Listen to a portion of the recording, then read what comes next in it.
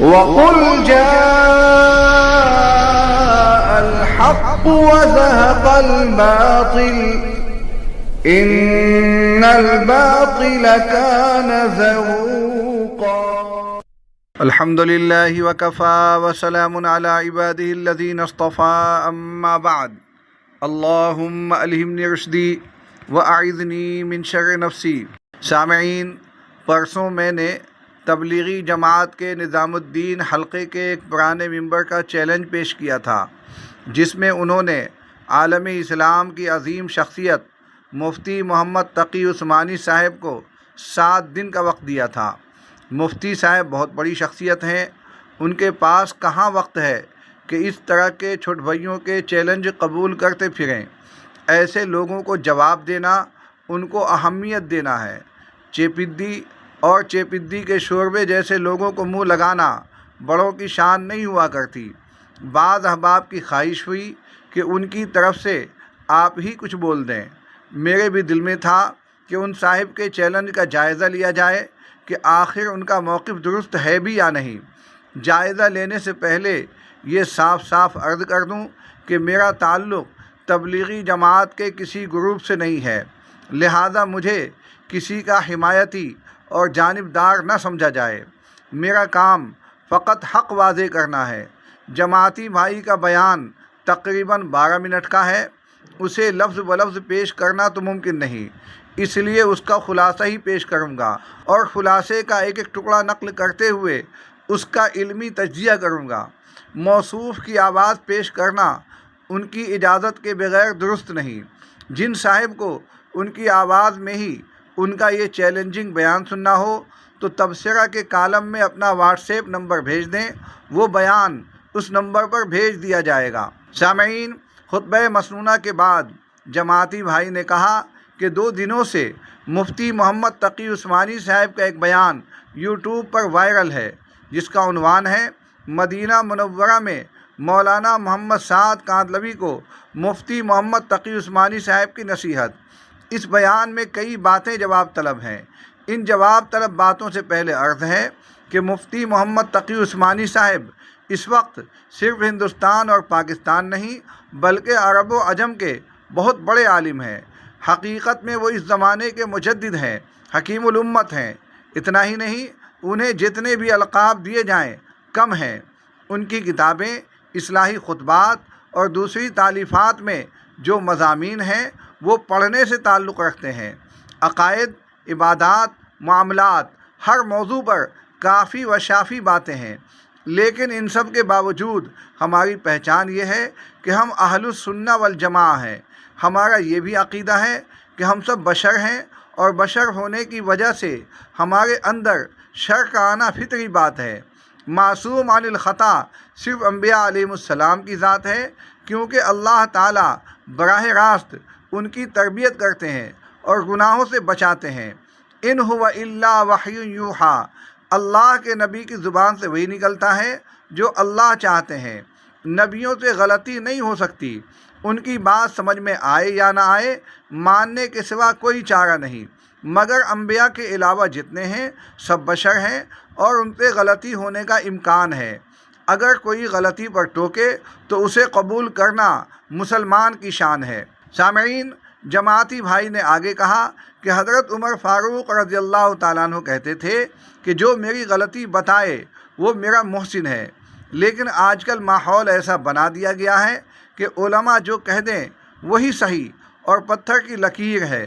دین کے اصل ذمہ دار اور دین کے اصل وارث بے شک علماء کرام ہیں، مگر وہ ذمہ دار ہی ہیں، ٹھیکیدار نہیں کہ جو کہیں ہم انہیں تسلیم کر لیں، بلکہ ہر ایک کی بات کو شریعت اور سنت پر پرکھا جائے گا، قرآن و حدیث سے اس کو پرکھا جائے گا، چاہے وہ بیان اور وہ بات مولانا سعد کاندھلوی کی ہو یا وہ بیان اور وہ بات مفتی محمد تقی عثمانی صاحب کی ہو یا وہ بیان حضرت مولانا ابراہیم دیولہ صاحب کا ہو۔ ہمارے نزدیک یہ سب ہمارے بڑے ہیں اور ان سب کی بات ہمارے لیے برابر ہے۔ سامعین، جماعتی بھائی نے سیدنا حضرت عمر رضی اللہ تعالیٰ عنہ کا جو ملفوظ پیش کیا ہے، اس طرح تو مجھے کہیں نہیں ملا۔ مجھے جو ملا ہے اس میں میرا محسن ہے کا جملہ نہیں ہے بلکہ میرا محبوب ہے کا جملہ ہے۔ پورا واقعہ سماعت فرمائیں۔ حضرت سفیان ابن عیینہ تعالیٰ عنہ سے روایت ہے کہ امیر المؤمنین حضرت عمر فاروق رضی اللہ تعالیٰ عنہ نے ارشاد فرمایا، مجھے سب سے زیادہ محبوب وہ ہے جو مجھے میرے عیب بتائے۔ طبقات کبریٰ ذکر و استخلاف عمر، جلد نمبر 3، صفحہ نمبر 222۔ سامعین، جماعتی بھائی نے یہ بھی کہا ہے کہ ہم صرف قرآن و حدیث کو مانتے ہیں۔ اللہ جانے ان کے نزدیک اسلام کے اصول صرف 2 ہی ہیں یا زیادہ۔ ہمارے نزدیک تو اسلام کے اصول 4 ہیں، قرآن و حدیث اور اجماع و قیاس۔ جماعتی بھائی نے یہ بھی کہا ہے کہ ہم ہر چیز کو قرآن و حدیث سے پرکھیں گے۔ تو ان سے سوال یہ ہے کہ اپنے امیر صاحب کے گمراہ کن ملفوظات کو قرآن و حدیث سے کب پرکھیں گے؟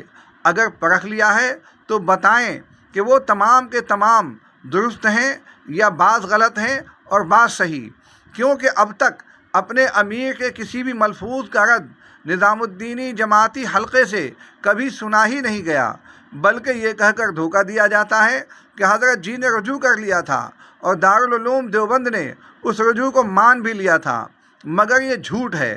دارالعلوم نے سعد کاندلوی حفظ اللہ کے رجوع کو مانا ہی نہیں ہے، کیونکہ رجوع ایک طرح کی توبہ ہوتی ہے اور توبہ کے بعد پھر وہی گناہ رجوع نہیں کہلاتا۔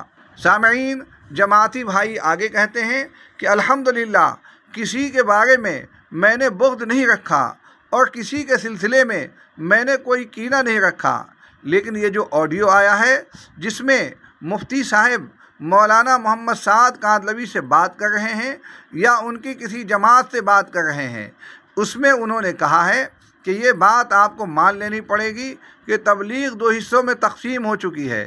کسی ایک کو مطلق باطل کہنا اور کسی ایک کو مطلق حق کہنا یہ صحیح نہیں ہے۔ جس طرح چاروں مسلک الگ الگ ہیں اور انہیں تسلیم کیا گیا، اسی طرح ان دونوں کو بھی تسلیم کر لیا جائے۔ آدمی چاہے یہاں کام کرے یا وہاں کام کرے، ایک ہی بات ہے۔ ہم بڑے ادب کے ساتھ مفتی صاحب دامت برکاتہم سے کہتے ہیں کہ آپ کا یہ کہنا ہمیں تسلیم نہیں کہ دونوں گروپ مطلق حق ہیں، کیونکہ مولانا ابراہیم دیولہ صاحب کا جملہ ہے کہ حق ہمیشہ ایک ہوتا ہے، 2 نہیں ہوتا، اور حق کو پرکھنے کی پہچان قرآن و سنت ہے اور اس کے علاوہ کچھ نہیں۔ سامعین، جماعتی بھائی نے اس اقتباس میں کہا ہے کہ مفتی محمد تقی عثمانی صاحب کے بقول تبلیغ 2 حصوں میں تقسیم ہو گئی۔ یہ بات بالکل غلط ہے۔ حضرت دامت ظلہ ایسی بات کہی نہیں سکتے۔ مفتی صاحب نے تبلیغ کے بٹوارے کی بات نہیں کہی ہے، بلکہ تبلیغی جماعت کے بٹوارے کی بات کہی ہے۔ تبلیغ الگ چیز ہے، تبلیغی جماعت الگ چیز ہے، جیسے کانگریس الگ چیز ہے اور ہندوستان الگ چیز ہے۔ کانگریس کی تقسیم کو ملک کی تقسیم نہیں کہہ سکتے، اسی طرح جماعت کے بٹوارے کو تبلیغ کی تقسیم نہیں کہیں گے۔ جو لوگ تبلیغ اور تبلیغی جماعت کو ایک سمجھتے ہیں وہ سخت دھوکے میں ہیں۔ رہی یہ بات کہ مولانا ابراہیم دیولہ نے کہا ہے کہ حق ایک کی طرف ہوتا ہے، دونوں طرف نہیں ہوتا، یہ کوئی درست بات نہیں ہے۔ فقہی اعتبار سے 4 مسالک پائے جاتے ہیں: حنفیت، شافعیت، مالکیت، حنبلیت۔ تمام علماء کا کہنا ہے کہ یہ 4 مسالک حق پر ہیں۔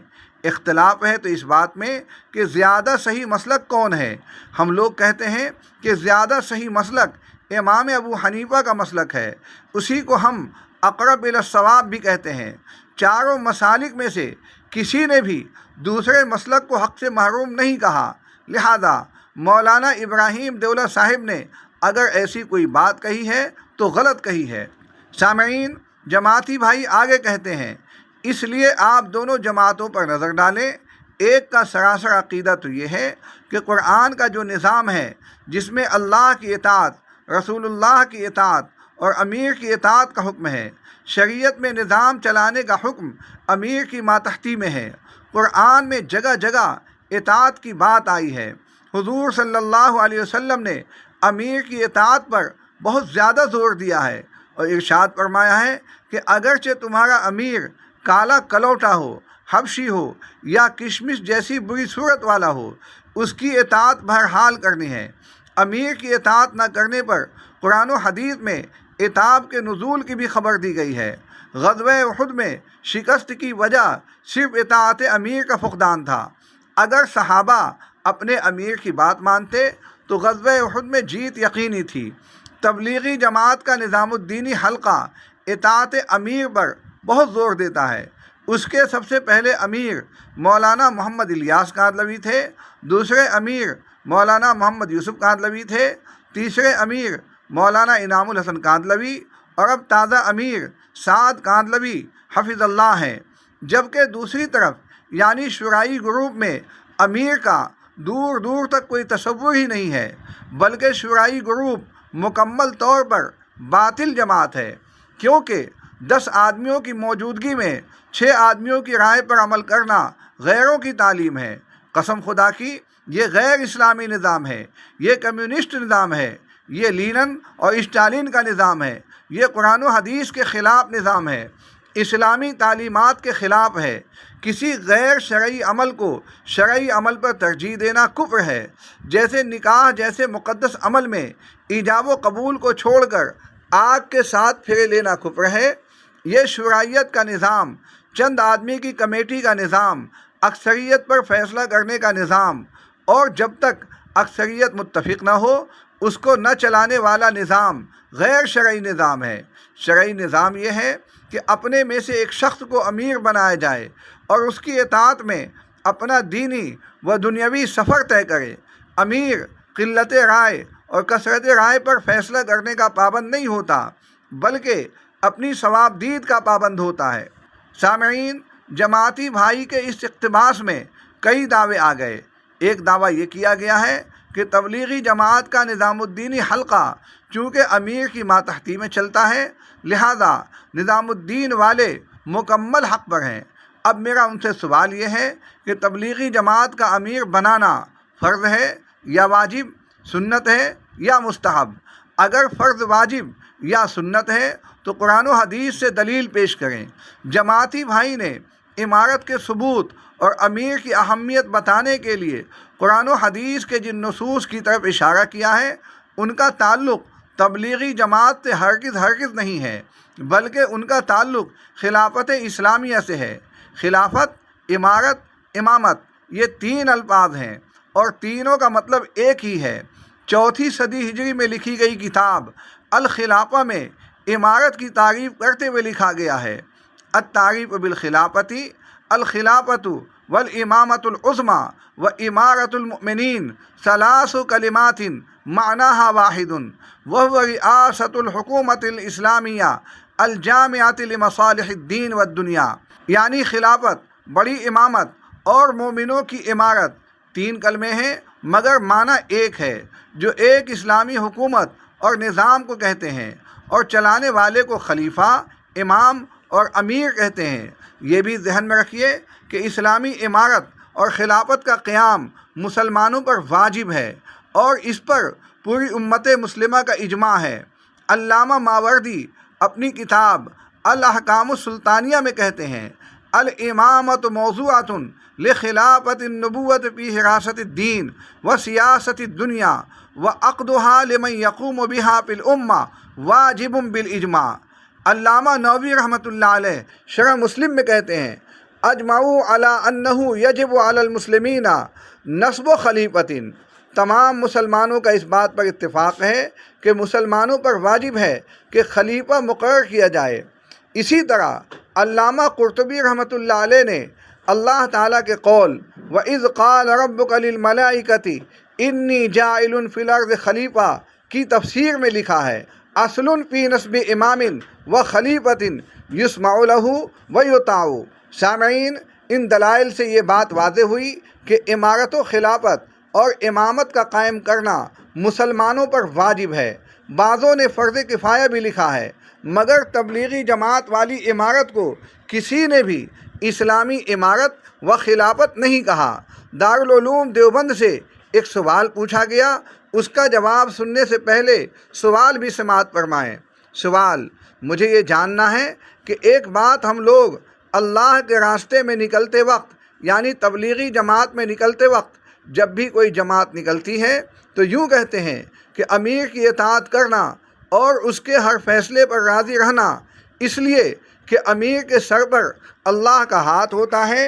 اور ایک بات یہ بھی کہی جاتی ہے کہ جس نے امیر کی مانی اس نے اللہ کے رسول کی مانی، اور جس نے اللہ کے رسول صلی اللہ علیہ وسلم کی مانی اس نے اللہ کی مانی۔ اس لیے امیر کی اطاعت ہر حال میں کی جائے۔ ان دو باتوں سے متعلق وضاحت فرمائیں کہ کیا یہ جملے شریعت مطہرہ کے دائرے میں مروجہ دعوت و تبلیغ کی محنت کے اعتبار سے درست ہیں؟ کیا ان باتوں کو ہم آئندہ بھی جاری رکھیں، یا اگر یہ جملے قابل اصلاح ہوں تو براہ کرم ہماری اصلاح فرما کر شکریہ کا موقع عنایت فرمائیں؟ جواب: ایک امیر وہ ہوتا ہے جو امیر المؤمنین ہوتا ہے، یعنی اسلامی بادشاہ ہوتا ہے۔ امیر کی اطاعت کے بارے میں جو باتیں احادیث آپ نے پیش کی ہیں وہ سب امیر المومنین کے بارے میں ہیں، کیونکہ وہ پوری امت مسلمہ کا دینی سربراہ ہوتا ہے۔ اس کی اطاعت جائز امور میں واجب ہوتی ہے۔ سامعین، خلافت و امارت والی حدیثیں تبلیغی جماعت والی امارت پر فٹ کرنا جائز نہیں ہے، یہ بھی ایک قسم کی تحریف ہے۔ افسوس ہے کہ جماعتی بھائیوں نے جہاد اور اس کے متعلقات پر ناجائز قبضے کے بعد اب لفظ امارت پر بھی غاصبانہ قبضہ کر لیا ہے اور اپنی غیر منصوص امارت کو منصوص کا درجہ دینے لگے ہیں۔ جماعتی بھائی کو یہ بھی معلوم ہونا چاہیے کہ خلافت و امارت میں انتخاب امیر کے شرعی طریقے 4 ہیں۔ نمبر 1، علماء، قضات وغیرہ ارباب حل و عقد کا کسی لائق شخص پر اتفاق کر لینا، جیسا کہ صدیق اکبر رضی اللہ تعالیٰ عنہ کی تقرری اسی طریقے سے باتفاق صحابہ عمل میں آئی۔ نمبر 2، شرعی طور پر منتخب شدہ امیر یا خلیفہ اصحاب الرائے کے صلاح و مشورہ یا اپنی صوابدید سے کسی لائق شخص کو نامزد کر دے، جیسا کہ خلافت فاروقی کا قیام اسی طریقے سے باتفاق صحابہ عمل میں آیا۔ نمبر 3، جامعین شرائط شورا اہل الرائے کے مشورے سے غور و فکر کر کے کسی کو مقرر کر دے، جیسا کہ حضرت عمر رضی اللہ تعالیٰ عنہ کی طے کردہ شورا نے حضرت عثمان رضی اللہ تعالیٰ عنہ کو منتخب کیا اور صحابہ نے اسے قبول کر لیا۔ نمبر 4، غلبہ اور استیلا کے ذریعے کوئی لائق شخص منصب امامت کو اپنے ہاتھ میں لے کر تالیف قلوب اور قوت کے ذریعے سب کو اپنا مطیع بنا لے۔ استیلا کی بعض صورتیں غیر شرعی اور ناجائز ہیں، جس کی تفصیل اپنے مقام پر کتب فقہ میں مذکور ہے۔ مستفاد ازالۃ الخفا، مقصد اول، فصل اول، صفحہ نمبر 24-25۔ دارالعلوم دیوبند نے اپنے ویب سائٹ پر 5ویں صورت بھی لکھی ہے۔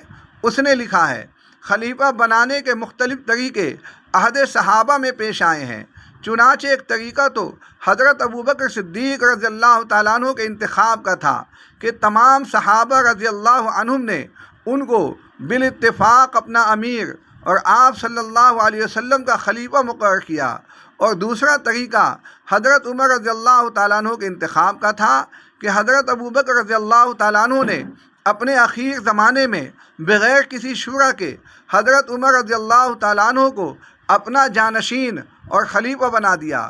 پھر تیسرا طریقہ حضرت عثمان رضی اللہ تعالیٰ عنہ کے انتخاب کا تھا کہ حضرت عمر رضی اللہ تعالیٰ عنہ نے اپنی وفات سے پہلے ایک شورا قائم کی، جس کے انتخاب سے حضرت عثمان رضی اللہ تعالیٰ عنہ خلیفہ مقرر ہوئے۔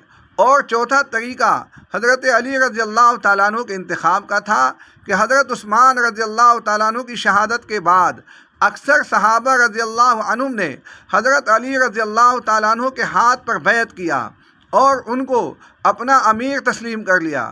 اسی طرح ایک پانچواں طریقہ وہ ہے جو صحابی رسول ہادی مہدی امیر معاویہ رضی اللہ تعالیٰ عنہ سے ثابت ہے کہ انہوں نے اپنے بیٹے یزید کو اپنا جانشین اور خلیفہ بنایا۔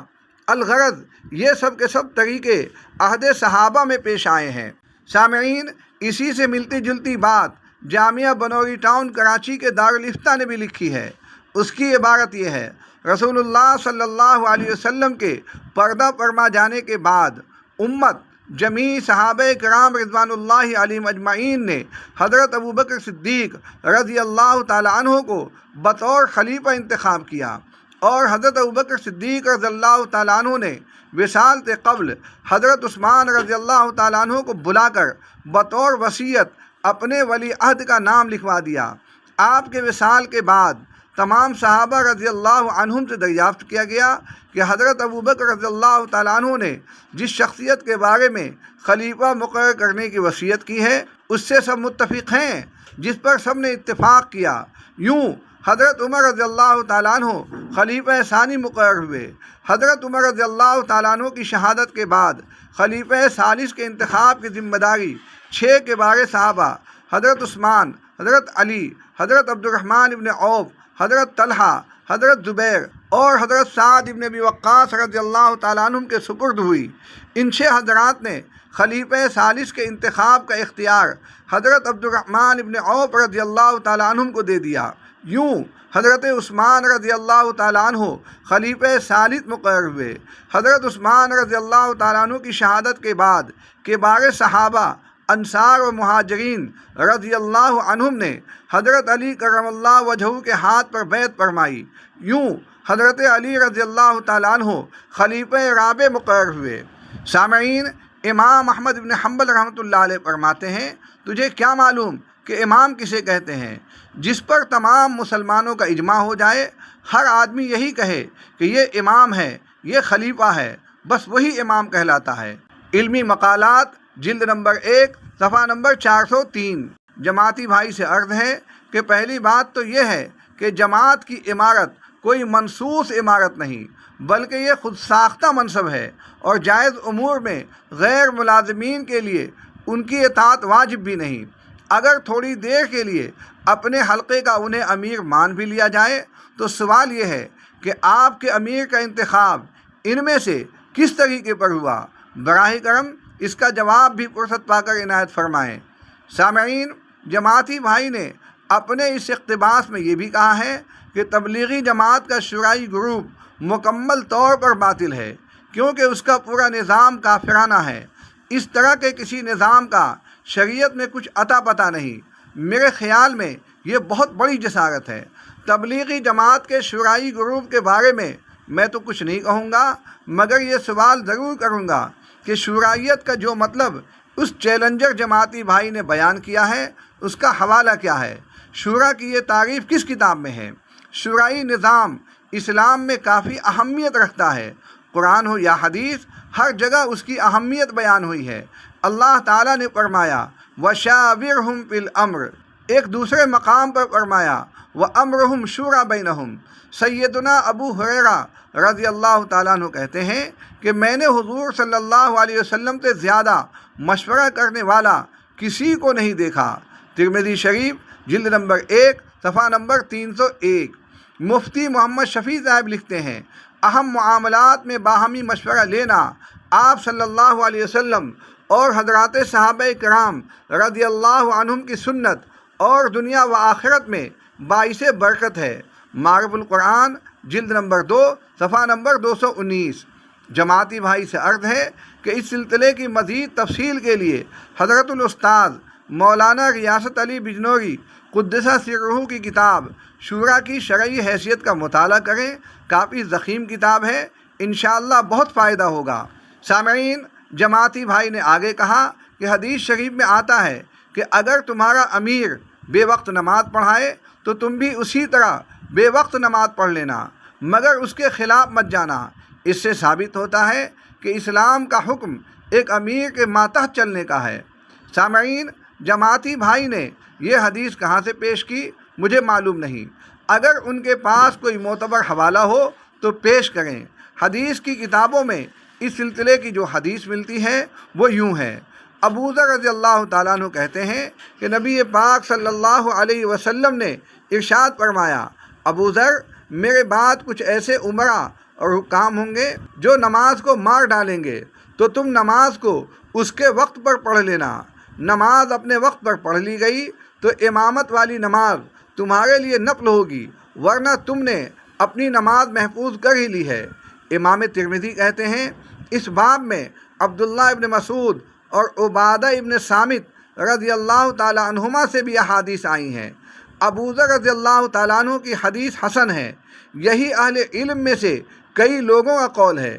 یہ لوگ مستحب سمجھتے ہیں کہ آدمی نماز اپنے وقت پر پڑھ لے، جب امام اسے مؤخر کرے پھر وہ امام کے ساتھ بھی پڑھے، اور پہلی نماز ہی اکثر اہل علم کے نزدیک فرض ہوگی۔ سامعین، یہ حدیث دیکھیے اور جماعتی بھائی کی بیان کی ہوئی حدیث دیکھیے، دونوں میں کتنا فرق ہے۔ وہ کہہ رہے ہیں کہ بے وقت ہی نماز پڑھ لو، اور اس حدیث میں ہے کہ بر وقت نماز پڑھ لو۔ سامعین، جماعتی بھائی آخری پیراگراف میں مفتی صاحب کو چیلنج دیتے ہوئے کہتے ہیں، ہم مفتی محمد تقی عثمانی صاحب سے سوال کرتے ہیں اور انہیں 7 دن کا وقت دیتے ہیں کہ وہ جواب ضرور دیں کہ یہ شورا والے جو شورائی نظام چلا رہے ہیں، کیا یہ اسلامی نظام ہے؟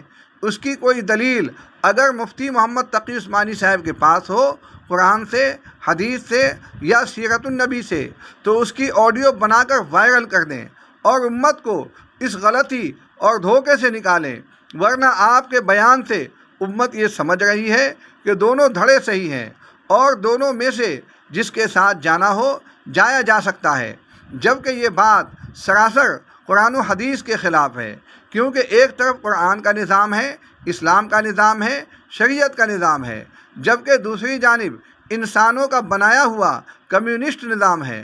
قرآن کا فیصلہ ہے وَمَن لَّمْ يَحْكُم بِمَا أَنزَلَ اللَّهُ فَأُولَٰئِكَ هُمُ الْكَافِرُونَ فَأُولَٰئِكَ هُمُ الْفَاسِقُونَ، اور تیسری مرتبہ میں کہا فَأُولَٰئِكَ هُمُ الظَّالِمُونَ۔ جو شخص اللہ کے نظام کو چھوڑ کر اپنا بنایا ہوا نظام چلاتا ہے، قرآن اس پر کفر کا، فسق کا اور ظلم کا فتویٰ دیتا ہے، یعنی ایسا آدمی کافر ہے، فاسق ہے، ظالم ہے۔ مفتی صاحب ہمیں بتائیں کہ کیا کفر، فسق، ظلم اور ایمان برابر ہو سکتا ہے؟ میں 2 دن سے مفتی صاحب کا بیان سن رہا تھا مگر آج ضبط نہ کر سکا۔ سعد کاندلوی حفظ اللہ نے مفتی صاحب کے احترام میں خاموشی اختیار کر لی، مگر جو چیز غلط ہے اسے ہم غلط ہی بولیں گے، چاہے مفتی تقی عثمانی صاحب اس پر صحیح ہونے کا فتویٰ لگا دیں۔